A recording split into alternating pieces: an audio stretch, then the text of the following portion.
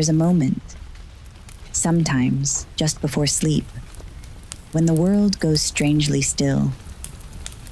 Your breathing softens, the house settles, the night draws closer around you like a velvet curtain. And then, from somewhere in that quiet, you hear it, a voice. Maybe it's a whisper, close to your ear. Maybe it's a single, distant note drifting through a wall that should be silent. Maybe it's the soft sound of someone calling your name, in a tone you almost recognize, but not quite. You sit up, you listen, you hold your breath, but there's nothing there, only the echo of something that shouldn't exist, fading out as gently as it appeared. For thousands of years, people have spoken of voices that emerge from empty places, phantom choirs in abandoned cathedrals, soft weeping in the dark forests of Indonesia, the death bells of Scotland ringing with no wind to move them, and nameless hums whispered through mountains in Iceland where no person stands. Voices without bodies, songs without singers, echoes with no source. Some call them hauntings. Some call them memories trapped in stone. Some call them warnings or invitations or tricks of the lonely mind. But nearly everyone in every culture agrees on one thing. Of all the strange things a night can hold, a voice that shouldn't be there is the one that lingers the longest. Tonight, we're going to follow that voice. Not to prove it, not to debunk it, but to understand it. Why sound haunts us more than shadows. Why certain tones feel like they reach into the chest. Why grief and memory carve echoes that follow us long after their source is gone. And why the oldest myths in the world give their power not to sight, but to sound. Welcome, Nightwanderers, to tonight's Dusk and Dreams episode, The Haunted Voice. Let's begin our journey in an unlikely place, a cathedral with no congregation. For centuries across Europe, there have been reports of phantom choirs, harmonies rising in buildings long emptied, sung by no one the living can name. One of the most famous comes from Wales, where villagers spoke of the Conwell Corff, the choir of the dead. On fog-heavy nights, people would stop in the middle of empty roads and swear they heard singing from the darkness. Not mournful, not frightening, but eerily beautiful. Like a hymn carried on a wind that wasn't blowing. Some believed the choir ushered lost souls. Others thought it was an omen, that hearing it meant death was traveling near. But there were also those who insisted the voices were simply echoes, not from the present, but from the past. Songs so deeply woven into stone and memory that the night itself remembered the melody. And it isn't only Wales. In a small French village near Brittany, there's the story of the Revenant Choir, a chorus of women's voices said to rise at the hour between midnight and morning. Travelers claimed the harmonies would drift from an abandoned chapel, even though the roof had collapsed and the building stood silent in daylight. The voices didn't speak words. They sang in tones, long, vowel-like sounds that vibrated in the chest more than in the ear. Villagers described it as music made of sorrow, or the sound of tears you cannot see. What's fascinating is that stories like these appear everywhere, In the Indonesian highlands, there's a legend of the crying stones, where night travelers swear they hear gentle weeping, echoing from boulders shaped by ancient lava flows. In Iceland, some speak of the draugr breath, soft exhalations that drift across dark fjords when no wind or creature is present. And in the Scottish Isles, fishermen have reported hearing the dead bells, tiny phantom chimes that ring across the water just before a storm takes a life.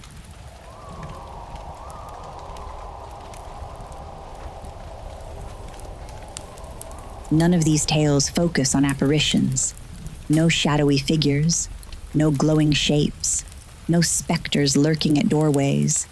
Just sound, just voice, just that disembodied, impossible auditory imprint. A presence without a body, a memory without a mouth, a resonance without a source. And here's the part that has always fascinated me. When people describe these phantom voices, they rarely talk about fear. They talk about feeling seen, as if the sound itself recognized them, reached out to them, held some intimate thread of their own inner world. It's as though sound can haunt us even when the story behind it has been forgotten. As though the night sometimes knows a song we didn't realize we needed to hear. But myths aside, there's something even stranger here. Some phantom choirs have been heard in places with absolutely no history of legend at all. Desolate mountain passes, empty apartment buildings, vacant hotel hallways, hospitals at 3 a.m., even suburban houses where nothing remarkable has ever happened. Voices appear, just long enough to raise the hair on your arms, just faint enough to leave you wondering if you imagined it. Which leads us into a deeper question. Is the voice haunting the place, or is it haunting us? Let's peel back the layers of that mystery. And for that, we step into the myths.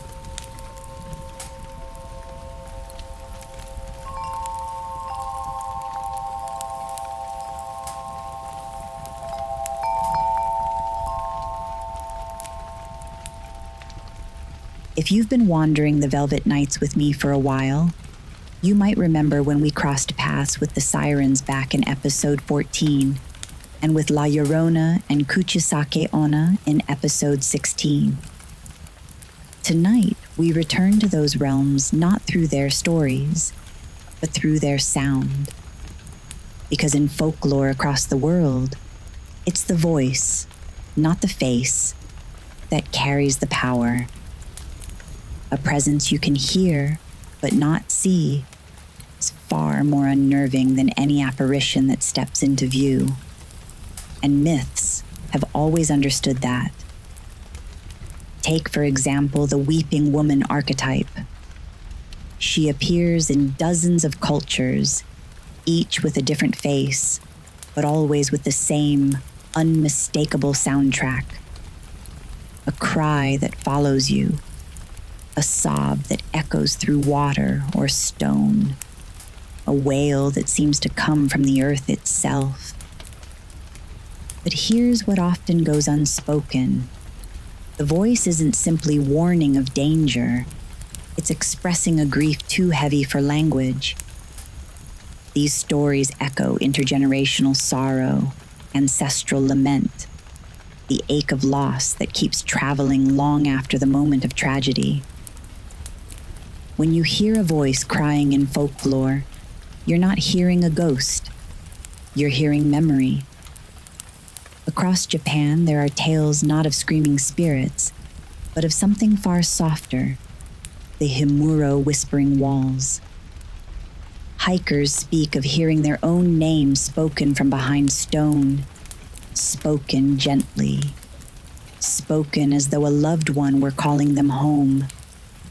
No figure ever appears, no hand ever reaches out, only the voice. And I don't know about you, but for me, the question that leaves behind is, how does the mountain know your name?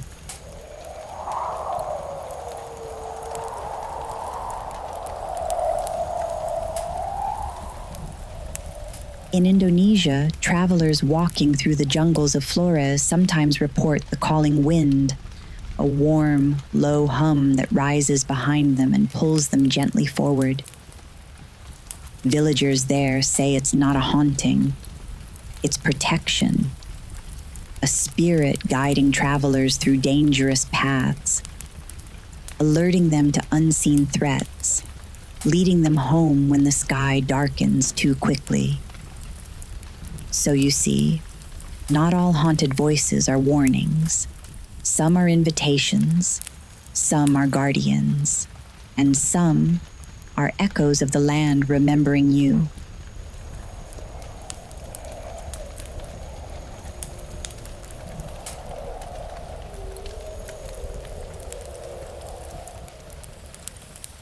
In Ireland, the banshee is known for her wail.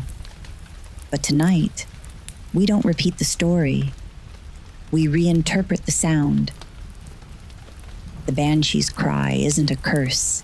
It's a resonance, the emotional force of inevitability, the sonic shape of knowing that something is ending and something else is beginning.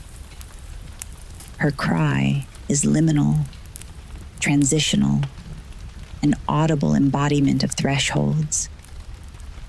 Because the moment before a major change, whether a loss, a transformation, or a revelation, always has a sound. Sometimes it's a crack, sometimes it's a whisper, sometimes it's a word we can't quite catch. But always, the banshee's wail is a sound made myth. So, what's behind all of these legends? It's that humans tell stories of haunted voices because the real voices we fear are often the ones inside our own minds. The part of ourselves that tries to speak when we won't listen, the intuition we ignore, the truth we avoid, the grief we refuse to name. A haunted voice, in folklore, is often just the psyche given acoustics, a message echoing in a form we can finally hear. And deeper than that, if these myths tell us anything, it's that voices, real or imagined, reach us in ways nothing else can. They slip past logic, they bypass defenses, they enter the chest, not the mind. And that is where the haunting really begins. Because what we hear in the dark is often the part of ourselves we've worked the hardest to keep quiet, or at the very least, to avoid hearing. So, why does the mind create voices at all? And why does it so often choose sound as the language of the shadow? Well, before we get into that, let's explore one of these haunted voices a bit further. There's a place in Brittany where the fog rolls in so thick you can lose the world 3 feet in front of you. On a narrow road between 2 hills, there stands the remains of a stone chapel, half collapsed, roof long gone, walls warped by centuries of wind, and the soft, relentless hands of moss and rain. Locals say no one built it. Not really. It simply appeared. They call it La Chapelle des Revenants, the chapel of the returned. Most travelers pass without noticing, but every few years, someone takes shelter there when a storm rises too quickly to outrun. And the story I'm about to tell you comes from one such traveler.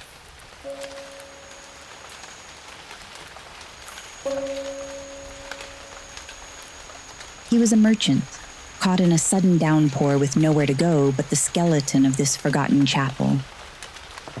He stepped inside, ducking beneath beams that looked ready to collapse, and lit a small lamp to push back the gathering dark. The storm raged on. Minutes passed.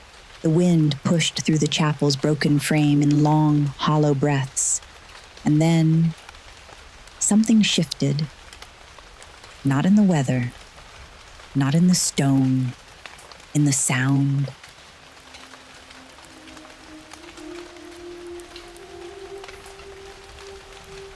At first, he thought it was wind, the kind that whistles through damaged walls and plays tricks on the imagination.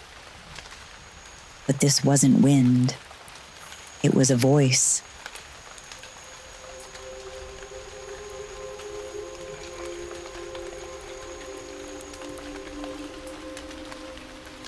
A woman's voice, high and trembling, as if singing from the far end of a long, buried room. He held his breath. The voice grew steadier, joined by another, then another.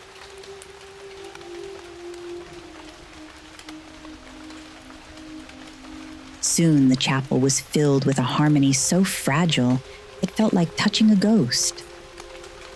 Not sorrowful, not angry, but yearning. A song made of longing, of something unfinished. He stepped deeper inside, lamp shaking in his hand, and in that dim light he saw no figures, no shadows, no shapes that looked even remotely like a person, only dust, broken pews, ruined stone. Yet the voices swelled, a chorus rising from nowhere, from everywhere, from the very air itself. He would later describe it as the voices of women who wanted to be remembered. Not mourned, not feared, remembered. Local elders knew the story. They said the chapel was built on ground where a convent once stood, a place destroyed during a long-forgotten conflict. The women who lived there were never given proper burial rites. Their names were lost, their stories scattered, their voices silenced without ceremony. But sound has a longer memory than stone, and grief, true, collective grief, never disappears. It resonates.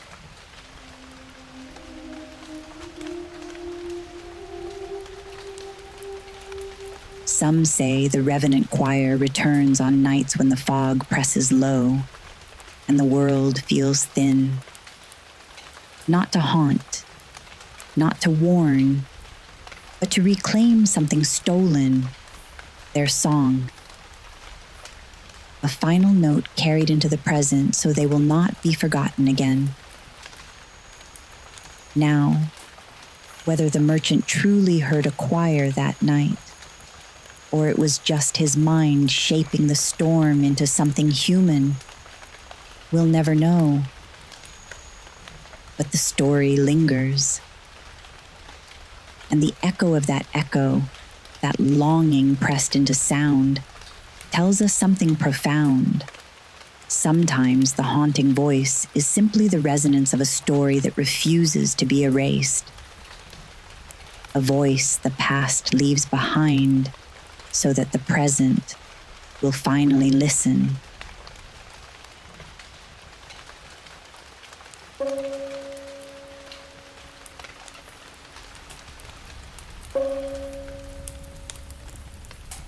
Now that we've wandered through the myths and listened to the stories of phantom choirs and calling winds, let's slip beneath the folklore and explore the deeper question. Why voices? Why not shadows, or shapes, or figures drifting at the edge of sight? Why does sound, specifically human sound, haunt us more powerfully than almost anything the night can show? The answer lies in the way our minds are built. First, the brain is always listening, even when we aren't. Hearing is the only sense that never fully shuts off. Even in sleep, the auditory centers of the brain stay partially awake, scanning the environment for threat or comfort. A voice, especially a whisper, is processed instantly. Long before we interpret it, our nervous system reacts. This is why a disembodied voice feels so intimate, so intrusive, so impossible to ignore. We're simply not built to tune it out. Then there's the liminal states of hypnagogia and hypnopompia. These are the thin places between waking and sleeping, when the mind is still dreaming, but the world is beginning to return, or when the world is fading and the dream is not yet fully formed. In these drifting states, the brain often blends internal thoughts with external sound, ascribing form to feeling. This is where many people hear things like their name whispered or soft crying, footsteps or odd movement, or even distant singing and fragments of speech. Not because the world is haunted, but because the border between inner and outer sound has thinned. Your mind, for a moment, loses track of what belongs to you and what belongs to the world. You see, sound is deeply tied to memory, a single note, a familiar tone, a rhythm you can't quite name. They can pull entire moments from the past straight into your chest. When you miss someone, it's often their voice you long for. When you grieve someone, it's their voice that comes back. And when you're lonely, the mind sometimes creates a voice to fill the silence. This isn't weakness, it's human. It's the mind repeating what the heart hasn't finished hearing. There's also the concept of pareidolia for the ears. Just as we see faces in clouds, we hear patterns in randomness. The hum of a refrigerator becomes a melody. Running water sounds like murmuring. The wind through a vent sounds like someone calling. The brain fills the gaps, imposing meaning onto noise because meaning feels safer than emptiness. This is auditory pareidolia, the mind creating presence where silence once lived. And then there's the fact that some haunted locations have infrasound, frequencies below human hearing. They don't register as sound, but they vibrate the body, trigger dread, make the chest tighten, and stir the fight or flight response without any visible or what you might think of as normal auditory cause. The brain, desperate for explanation, shapes those sensations into a voice. It becomes a sound to make sense of a feeling. But beyond all that, here is the deepest truth. The most powerful haunted voice is often our own. An intuition asking for attention, a boundary we've ignored, a grief we haven't acknowledged, a desire we've silenced, a memory that keeps circling back asking to be held. When people describe hearing a voice that feels close, familiar, or strangely personal, it is often a part of themselves trying to emerge through the medium of sound. Because sound reaches us in ways logic never could. A whisper is harder to dismiss than a thought. A calling tone is harder to ignore than a feeling. A voice, real or imagined, is impossible to forget. And that's why so many haunted experiences begin not with sight, but with sound. Which leads us to our final path tonight, the meaning behind the voice you hear when no one is there. Not the folklore, not the science, but the message. As we leave behind the phantom choirs and the legends of whispering mountains and step away from the myths and mysterious acoustics of the mind, there's one more truth, one that echoes louder than all the rest. Haunted voices are rarely about the supernatural. They're about us. Not the shadows at the edge of the bed, but the shadows inside the heart. Not the presence in the hallway, but the presence we avoid within ourselves. Sound is one of the most intimate senses we have. It enters us without permission. It vibrates through bone and blood. It insists on being felt. And so when the subconscious wants to be heard, it often speaks as a voice. Sometimes it's a whisper of intuition that we've been ignoring for too long. Sometimes it's the memory of someone we miss coming back as tone instead of image. Sometimes it's a buried fear asking to be acknowledged. Sometimes it's a desire finally pushing through the silence. And sometimes it's just the mind reminding us that we are not as alone as we think. Because when the world grows quiet and sleep draws close and the night begins to breathe, the line between our inner and outer worlds softens. In that liminal space between midnight and morning, we hear things we normally tune out. Our unmet needs, our hidden longings, our unspoken truths, our unresolved emotions, our unexpressed creativity, our yearning for connection. They come as hums, as sighs, as remembered melodies, as calls we can't quite decipher but somehow understand anyway. Some say haunted voices follow us. I think sometimes we are the ones who follow them. Because deep down, we know they're carrying something we're ready to hear. Not a warning, not a curse, not a ghost reaching out through the centuries, but a part of ourselves calling us home, calling us forward, calling us awake. So the next time you hear something in the quiet, something faint, something fleeting, something that feels like a voice, instead of asking, "What was that?" you might ask, "What part of me is trying to speak?" Because here, in the hush between midnight and morning, the haunted voice may just be your own truth, finally finding its sound.